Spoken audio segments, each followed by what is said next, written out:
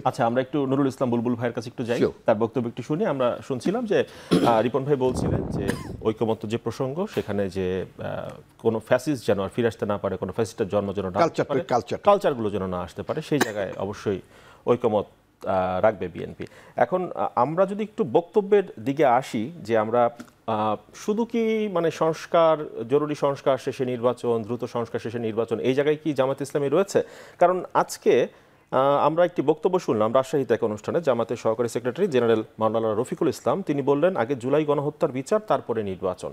মানে যে কথাটি আমরা এতদিন শুনছিলাম অনেকটা ছাত্রদের কাছ থেকে, বৈষম্য বিরোধীদের কাছ থেকে, তারা বলছিলেন আগে ফ্যাসিস্টের বিচার হতে হবে, জুলাই গণহত্যার বিচার হতে হবে, তারপরে নির্বাচন। তবে কি মানে আগে জুলাই গণহত্যার বিচার তারপরে নির্বাচন, এই অবস্থানে আসতে যাচ্ছে কিনা জামাত ইসলামী? জি, আপনাকে ধন্যবাদ। এখন প্রকাশ অনুষ্ঠানে যারা শ্রোতা এবং দর্শক, প্রথম কথা হচ্ছে যে বাংলাদেশ জামাত ইসলামী নির্বাচনের ব্যাপারে শুরু থেকে যে কথাটি বলছে যে আমরা একটা নির্বাচনী সংস্কার চাই, আর একটা হচ্ছে নির্বাচন রোডম্যাপ চাই। সেই জায়গায় ইতিমধ্যে 6 মাস গড়িয়ে গিয়েছে।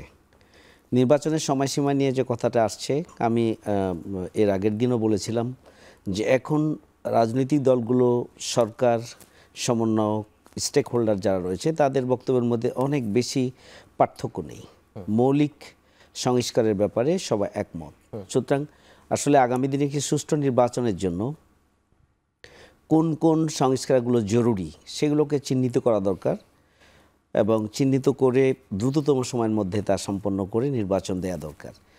আর আপনি দ্বিতীয় যে কথাটি বলেছেন যে জামাত ইসলামীকে আগে ফ্যাসিস্টদের বিচার, এইটা এমন একটা সেন্সিটিভ বিষয়। এটা কিন্তু প্রথম দিন থেকেই সবাই, বাংলাদেশের 18 কোটি মানুষ এই ফ্যাসিস্ট অপশক্তির বিচার চায়।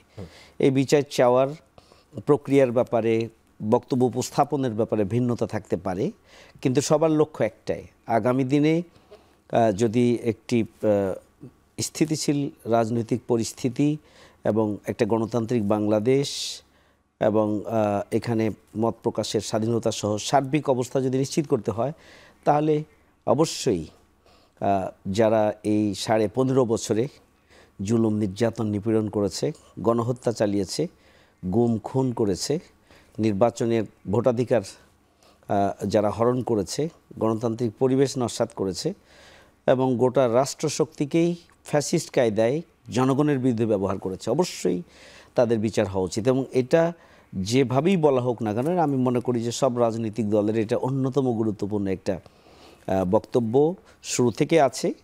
সেটা কেউ এখন কম বলে, সামনে আবার বলবে, আজকে একটা বলবে, আর একটা বলবে, এটা হতে পারে, কিন্তু সবার লক্ষ্য একই, সবাই বিচার চায়।